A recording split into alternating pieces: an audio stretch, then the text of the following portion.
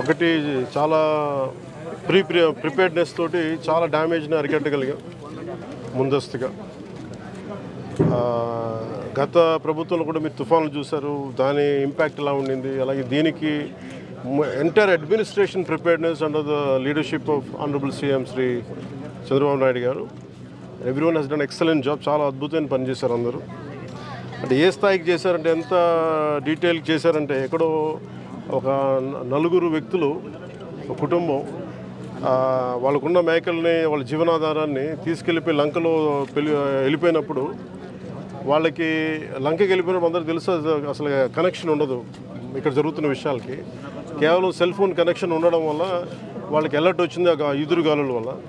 So వాళ్ళని కూడా rescue చేయగలిగారంటే, అసలు ఇంపాసిబుల్ టు రీచ్ అవుట్ అనుకున్న వాళ్ళని కూడా రెస్క్యూ చేయగలిగారంటే దీనికి స్టేట్ గవర్నమెంట్ ఎంత ప్రిపేర్డ్గా ఉందో మీ దృష్టికి తీసుకొస్తా ఉన్నాను.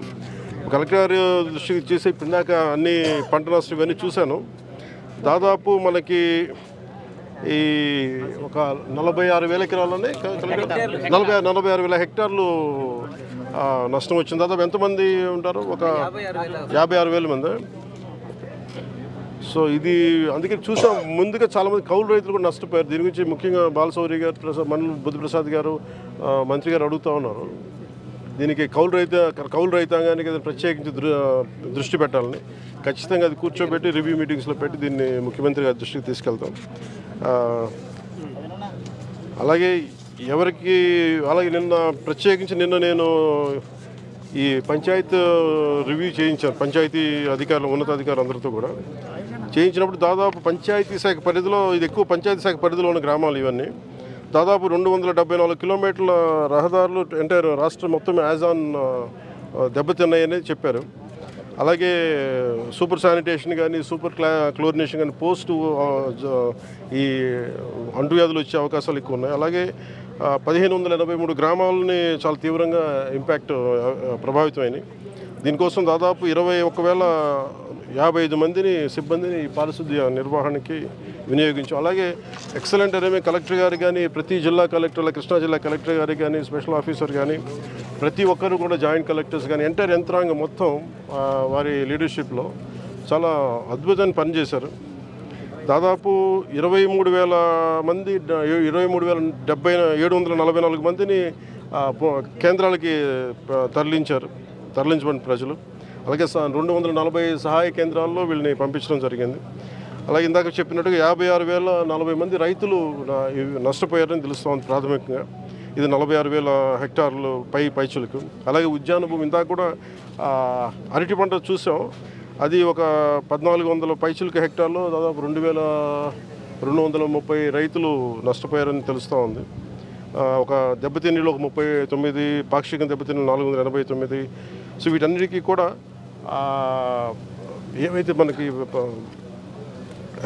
ఏవైతే సహాయం అందించాలో ఖచ్చితంగా వాటి అందిస్తాం.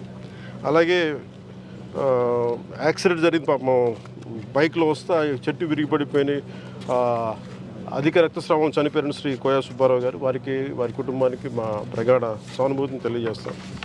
అలాగే పునరావాస కేంద్రాల్లో ఉన్న వాళ్ళందరికీ కూడా 25 కేజీల బియ్యాన్ని మత్స్యకారులు, చేనేతలకు ప్రత్యేకించి 50 కేజీల బియ్యం వాళ్ళని ముఖ్యమంత్రి గారి ఆధ్వర్యంలో నిర్ణయించింది.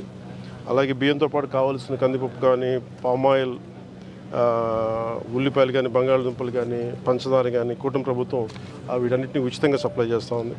అలాగే శిబిరాల్లో ఉన్న వారికి ఇళ్ళకి వెళ్లే ముందు ఒక్కొక్కరికి 1,000 రూపాయల చొప్పున ఇస్తూ ఉన్నాం. ఒక్కొక్క కుటుంబానికి గరిష్టంగా 3,000 అంటే 3,000 చెల్లిస్తూ ఉన్నాం. అలాగే పంట నష్టం, ఇప్పుడు మేజర్గా ఈరోజు మేము చేసింది ఏంటంటే పంట నష్టం అంచనా ప్రక్రియని సకాలంలో పూర్తి చేయాలని మేమందరం కోరుకుంటా ఉన్నాం. దాన్ని అధికారులందరితో ఒక సమీక్ష జరిపి దీన్ని క్యాబినెట్లో దృష్టిలో పెట్టి, అత్యవసర క్యాబినెట్ అంటూ కూడా దాన్ని ముఖ్యమంత్రి గారి దృష్టికి తీసుకెళ్తాం అందరికీ కూడా. అలాగే కేంద్రానికి కూడా ఎంత సహాయం అడగాలి, ఏ స్థాయిలో అడగాలి అనేది కూడా ఒక రిపోర్ట్ వచ్చిన తర్వాత ఖచ్చితంగా అందరూ, బాలశౌరి గారు ఉన్నారు, కన్సర్న్ ఎంపీస్ అందరూ కూడా దీన్ని ముందుకు తీసుకొని తెలియజేసుకున్నాం. Thank you. అంటే అలాగే మేజర్ అంటే ఇంకా ఇంత డ్యామేజ్ తగ్గడానికి కూడా ఏంటంటే డ్రైన్స్ని కూటమి ప్రభుత్వం రాగానే ఎక్కడికక్కడ తీయడం జరిగింది. దానివల్ల ఆ డ్యామేజ్ ఇంపాక్ట్ చాలా తగ్గిందని చెప్పాలి. మెయిన్గా ఈ డ్రైన్ అవుట్ఫాల్ స్లూయిస్కి సంబంధించి మండలి బుద్ధిప్రసాద్ గారును, బాలశౌరి గారు, మంత్రి గారు దృష్టికి పట్టుకొచ్చారు. ఇది దీని స్థానంలో కొత్త బ్రిడ్జ్ ఉంటే బాగుంటుంది అనేది మరి ప్రత్యేకంగా చెప్తా ఉన్నారు. దీనివల్ల ఒక 5,000 ఎకరాలు పంట ఆల్మోస్ట్ ఇది కనుక చేయగలిగితే ఒక 60% మన కోనసీమ మన దీని ఏముంటుందని మన దివసీమకి కొంత సహాయం 60% ఒక హెల్ప్ చేయగలరు. అంతే కరెక్ట్. ఇవన్నీ నాబార్డ్ నిధుల ద్వారా కానీ లేదంటే ఇంకేమైనా ప్రత్యామ్నాయ సోర్సెస్ ఏమన్నాయని వెతికి దీన్ని త్వరలో పూర్తి చేయాలని దీని మీద ఒక కాంక్రీట్ యాక్షన్ ప్లాన్ ఒకటి మొదలు పెట్టడం జరిగింది. Thank you.